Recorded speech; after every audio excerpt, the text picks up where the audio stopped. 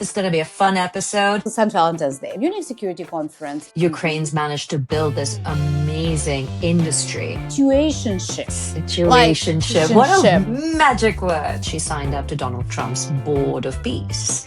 So What? at least the European side seems to have a sense of humor. New trend that I saw, analog escapism. Analog is the new vibe. We just call it meeting friends. Meeting friends, yeah, exactly. Normal life. This is our therapy session. Stop. Did you just doom scroll, watch a get ready with me video? Almost buy a jumper you don't actually need and pour wine like it is a survival skill. Same. I'm Nina, tech evangelist, investor, serial social entrepreneur, nonprofit founder, and I'm absolutely obsessed with starting and running impact projects. And I'm Maithreyi, storyteller, international journalist, a former TV anchor, media founder, and someone who's mildly obsessed with connecting politics, business, and the chaos all around us.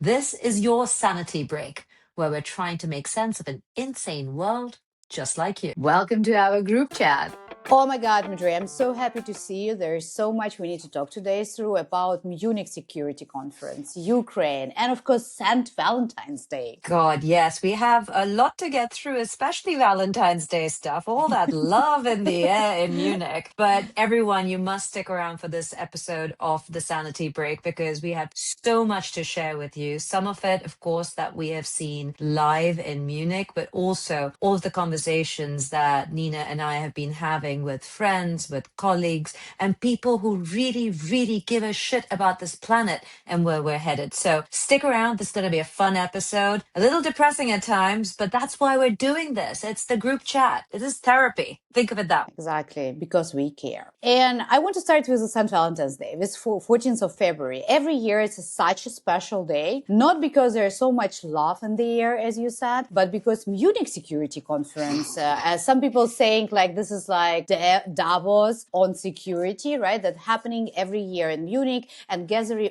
all geopolitical power together, always happening on St. Valentine. I wonder why. I don't know. I mean, maybe because the people who are going there don't have their plus ones or whatever, or they do have their plus one and they're taking with them. But anyway, this year you've been there, and I guess you gathered a lot of interesting insights from there. But another thing, what I actually spotted, that it's not very special only for Munich Security Conference. It was very special as well for political memes. Oh, this was a joy. I mean, honestly, thank you, Nina, for cheering me up while I was spending my Valentine's Day all by myself. You were sending me all these memes and I could not stop laughing. I couldn't keep a straight face as I was speaking to some heads of state, speaking to ministers who were there, because God, please run us through some of the best ones. Like, honestly, when I saw it, my eyes, like I couldn't believe that while whole Europe is so focusing at Munich on global security, actually White House really show us that there was a different priorities, because they were generating memes about Greenland by literally taking the map of Greenland, putting into the heart. I think you guys gonna see it right now. It's on the screen. And there was incredible caption. Guess what? They saying it's time we define our situationship. Situationship. What a magic word. You know, to me, it sounds really as a toxic relationship when the one side is actually calling this as a situationship and another side call it as a violation of Danish sovereignty. I mean, it clearly doesn't work, right? To pick Valentine's Day to send that out is kind of inappropriate, especially when they had Marco Rubio standing in Munich on the 14th of February, giving this whole, we are part of Europe because we're descended from Europe. And while we are prepared, if necessary, to do this alone, it is our preference and it is our hope to do this together with you, our friends here in Europe. I don't know, that speech was so roundabout, and it was so weird. It was like, we're breaking up, but we're not breaking up. Do you remember Gwyneth Paltrow's Conscious Uncoupling with Chris Martin? I mean, I was like sitting there listening to this, and I was like going, oh, this reminds me of Chris Martin and Gwyneth Paltrow, where probably Chris Martin had no idea she was consciously uncoupling. And he was thinking, maybe my marriage can work. And that's what it Yeah. felt like in Europe, or European leaders going, oh, we know how to be tough. We've learned how to handle Donald Trump and his administration. But Marco Rubio was so much better than JD Vance. I mean, JD Vance at least put it Yeah. very bluntly last year. Marco Rubio, on the other hand, said exactly the same thing of conscious uncoupling, but he said it nicely. So, situationship for Greenland. I call his conscious uncoupling speech in Munich Security Conference very Gwyneth Paltrow. Yeah. What else was happening at Munich Security Conference? What was on And the top of agenda there? it was revolving in many ways. I mean, they would have liked it to be about tech. They would have liked it to be about the amazing drone technology that Ukraine is on the front line of building. There was a lot of conversation that people were very excited about the fact that despite being in the war, Ukraine's managed to build this amazing industry where they're at the front line and they're building all this technology that can actually feed back into Europe, because Europe, it has decided that it will commit a ton of money, the Yeah. 5% target to NATO. But in all of that, it got a little bit lost because everyone was like, oh, we now know how to handle the Americans and we're standing on our own. But everyone forgot, and I think Mette Fredriksson brought it up as part of the fact that, can we actually trust the Americans anymore? I think Kaya Kalas said that as well. She kind of Yeah. underlined that. We are, pushing humanity forward, trying to, defend human rights and all this, which is actually bringing also prosperity for people. So that's why, it's very hard for me to believe these accusations. Coming from a country that is number 2 in the press freedom index, hearing criticism regarding press freedom coming from a country that is 58 on this list, it's interesting. The women took the forefront in saying, actually, do Yeah. we actually trust our partners? Ursula von der Leyen made certain comments. I think the most interesting comment was someone we usually never see at the MSC. Nina, it was Christine Lagarde. I mean, Okay. her words were never even heard at the MSC. And she said it. She's like, since when do central bank governors? So she is, for people who are listening to this and who don't know who Christine Lagarde is, she is the central bank governor of the European Central Bank, or the president of the European Central Bank. She sets interest rates. She talks about inflation in the Eurozone. So for her to be at a security conference is really weird, because usually at the MSC, we talk about cybersecurity, other kinds of security, defense contractors are there. We're talking about planes and F-50, F-35s. We were sitting and Energy. talking energy, but we were sitting and talking. Energy is relatively new in the last 2-3 years, but it's just very interesting that Christine Lagarde said it has reached a point where we are talking about central bank governors coming here talking about economic security as being It's all critical. interconnected. It's all It's all interconnected. interconnected. That's exactly the reason why we're having this podcast and the show, because we are showing interconnection, right, to everyone, and why it's mattered to everyone. We cannot right now separate economy, defense, energy. It's all coming together. As you were talking about defense, what I observed that Ukraine was on top of agenda at Munich Security Conference. No surprise, because we're approaching on the 24th February, the 4th anniversary of full-scale invasion Russia against Ukraine. Has it already been 4 years? Yeah, 4 years. Imagine 4 years. Completely broken my heart. Do you know where I was? Do you know where I was? I don't What? know where you were when this broke last time, but there was this one year where MSC did not happen on the 14th of February, and it was closer to the 22nd, and I was at the Munich Security Conference, and there was a whole contingent from Ukraine that I was sitting with, and they suddenly got up and then they ran because they had to get back to Kyiv before the airspace shut down, because they expected something to happen, and 2 days later, Yeah, 4 that was years ago horrible. already. I mean, I'm This is so sorry. horrible. Yeah, I would never forget that day. I would say none of us, none of Ukrainians would ever forget that day. And this year at Munich Security Conference, they have built Ukrainian house where they brought people not to show how Ukraine is destroyed, but actually to show how advanced we are with all innovation around security. So for me, to be honest, all conversation about European security is more about how Ukraine will help Europeans to secure their territory, because we're definitely bringing a lot of innovation, we're bringing a speed, we're bringing absolutely new way of how you could protect your country and your citizens. I think it's a really important distinction, especially when it's been 4 years. There is a level of exhaustion amongst not just Ukrainians, but say Europeans across the Europeans, board, because they've had to take a bit of a hit as well,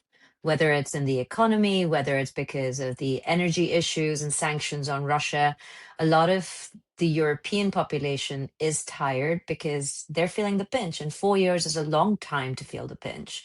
And you can see that in the way that people are behaving when it comes to elections or people who are gaining ground on the extreme right. And that's worrying. So when you turn and flip that story to say Ukrainians are not the victims here, they are actually producing the innovation that you need when you're not 100% sure of what's happening across the Atlantic and your trust value across the Atlantic. I think that's a really smart move on the part of Ukrainian entrepreneurs, Ukrainian techies. I'm going to leave politics out of it, because every time, Nina, I meet a Ukrainian techie and a Ukrainian entrepreneur, they bloody excite me, because they think of the world in a completely different way. They're like, some of these tech people and some of these entrepreneurs I meet out of Asia and Africa, and they're just full of excitement.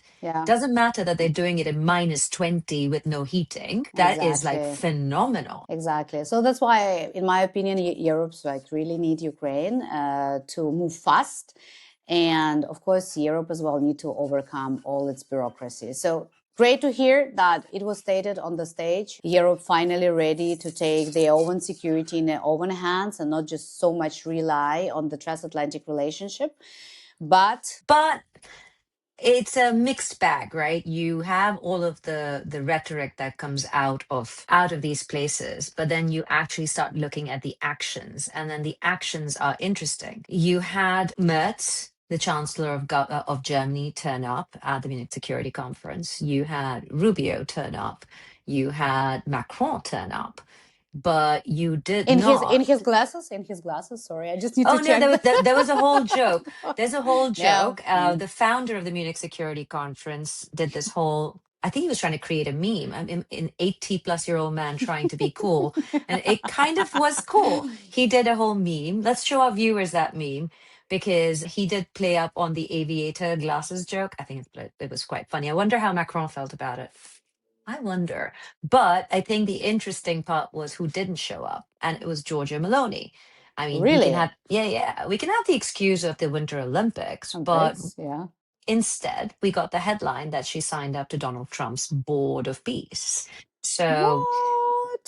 Okay, that's a headline. I missed that one. What does it mean for Europe, actually, in your opinion? I don't know. I think there's this move across the world where a lot of the right-wing parties are being led by women. A lot of these women are being endorsed, supported by Donald Trump. So this is what I find really interesting, Nina, that, Giorgia Meloni likes to call herself the Trump whisperer. He loves her, supposedly. He also endorsed Sanae Takaishi, who is the Japanese prime minister. She went for a re-election, won a landslide victory, despite a massive snowstorm in Japan. Now, everyone is like, oh, she's a woman, women's come to power. All that is great and dandy.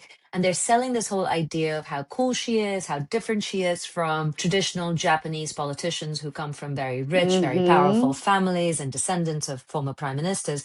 But what everyone there's always a but.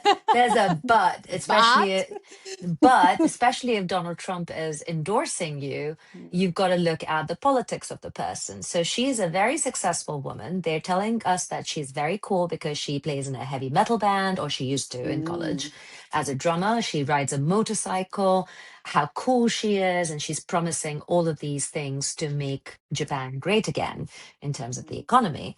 You understand why people would go for her, because the Japanese economy has been in trouble for so long. It's slowed down, inflation, all of that shenanigan, right? But for a woman who's so cool, she's also extremely conservative about other women and where she thinks those women belong, in the kitchen. So one rule for her, Surprise. one rule for everybody else. But everyone loves the idea, right, Nina? Because it comes back to the point of Europeans and, the move that we're seeing towards the right here is everyone is tired. And when the economy slows down, people start voting in a certain way because they're looking for hope. For hope and for stability, that they believe that the way of stability, that not necessarily actually the way of stability, because this way is not necessarily support innovation, tech progress, etc. I heard as well that Donald Trump endorsed Orban, right? So the president of Hungary for the next election. So what does it mean for Hungary, and what is your take on that? So Marco Rubio lands at Munich and gives this conscious uncoupling speech. We love you, but. And then he flies to Budapest, where he goes and meets Viktor Orban. And the elections in Hungary are in April. And he has basically told, through Marco Rubio, I completely endorse you, I support you, I have your back all the way. Essentially saying, hey, Viktor Orban, the Americans are behind you, which is a little bit problematic because you have an opposition that is really trying to stay closer to European values. And if our viewers don't know, Hungary has been to the right for a very long time under Viktor Orban. They're closer to Russia in terms of allegiances. Exactly. So it's all a little bit confusing. But we have an opposition party that's desperately trying to make inroads in this next election, if it's a free and fair election. And there was a really funny situation that's happened there, where Marco Rubio has gone to meet Viktor Orban, but on the flip side, the Europeans have gone to meet the opposition leaders. So Donald Tusk, who is the leader in Poland, has gone to meet the opposition in Hungary. And the opposition head basically introduces this woman who is going to be running as their foreign affairs lead. And if they win the election, she would become the foreign minister of Hungary. If they win, that's a big if. And her name is Anita Orban. So the opposition head goes, oh, and she's no not relation. a sister, right? She's not a sister. So the no. no. So the leader goes, oh, not a relation. So Donald Tusk goes, oh, we've got to play this for everyone. This is fun. Yeah. Responsibility to see you, my colleague, future Minister of Foreign Affairs of Hungary. The name is only a coincidence, Orban. My name is Donald. Well, at least the European side seems to have a sense of humor, Nina. I mean, it's good, but it's a little bit also worrying that in this day and age we have superpowers going out and saying we endorse an X leader or Y leader. It's in a liberal democracy, which we say that we all are, we shouldn't have this. This would be bordering on election interference. Yeah. Should we put all our hope into the AI future then? Well, I think AI might be less biased, more biased. I don't know anymore because we just don't know what the hell is going on there. Did you hear about this? After all of the whinging and whining that you're going to have AI, help in all of these tasks that young people do, the entry-level staff do in replace young people in especially tech firms or all of these big companies. IBM has gone back on its decision. I love this story. And they're not just going to hire young people, Gen Zers at the entry level. They're going to hire 3 times the number because their AI rollout didn't work out exactly the way they thought it would. So I'm not sure AI is ready to save us yet. No? Wow. But you're the techie, man. You tell me. No, I didn't hear that, but this is great actually news for all the young techie because my brother actually is a programmer and he's exactly graduating university right now. So I need to give him a hint to look at the IBM jobs now, as he was very, very afraid to be replaced, to be honest, fully by AI. But looks like, they still have time. And what we all need to do right now is to really focus and master our AI skills so the AI more serve as a helper. And talking about helper, actually another viral thing that is going right now is all about AI agents. And there is numerous of the startups who are creating right now AI agents offices where you could ask them to do any help for you with your business, for example, write for you scripts, do for you research, analyze. It's a bit more advanced than ChatGPT. It's more like kind of you have your own back office and you could have couple agents talking to each other, learning new skills, etc. And guess what? I have one. And I even Ooh, gave the name. I gave the name. you're good at names. Go on. What's the name? What's the name? Well, I don't know. I feel like right now all the tomatoes will go into me, like, from our listeners. By the way, tell me what you're saying. Tell me what you think. And tell me, how would you name your AI agent helper? So I named my AI agent as a little minion, mini minion. You know, minions? So Yes, I think we all know the minions. Does it also speak like a minion? I don't know. exactly. Oh my God, that's actually really good. I love it. My mini minions. So my mini minions right now help me with one of my woman leadership project, and Mhm. it's actually bloody hell amazing. So I love it. I really love it. It saves a lot of time and it's really helping me. So, basically what it tells to us that I think AI maybe not there yet to replace us fully, but it for sure could help us and make us more efficient. So go ahead, folks, and really learn it. So tell us what kind of AI agents or AI training you're giving yourself, because the one thing I will tell you is you're never too old to start Yeah, learning. Just get online and start learning and yeah. drop us a comment below and tell us what services are you using beyond ChatGPT. Please, people, go beyond ChatGPT. It's getting a bit boring. So drop us a Exactly. comment, tell us what you're doing with AI. How are you using it? And are you using it responsibly or just to draw caricatures of yourself? Because that's fun too. But tell us how you use AI and how you're learning more. And talking about fun part, it's a time to move hot or not. And I prepared Oh, for you some fun one, some fun one. So, go on. ready? Yes, Okay. So, caffeine for brain. I know you love coffee. I know you're drinking how many cups per I day? used to be at 16. I'm down to 2. What? I mean, come Yeah, on, 16 or six. Sorry, 16. 16. I'm a Tamil. I'm from the south of India. It's like water for us. I mean, is it even possible to drink 16? For you, it's a great news because there was a massive study about drinking coffee and caffeine, and that this study is suggesting that 2-3 cups of coffee or tea daily might significantly reduce dementia risk. And this is incredible. So, hot or not?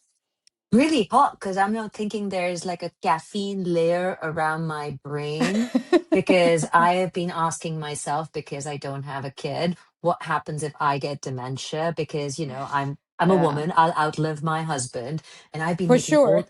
Yeah, exactly. I'm gonna outlive him. It's like, how do I survive if I think I have dementia? But if you're telling me all I have to do is keep drinking coffee.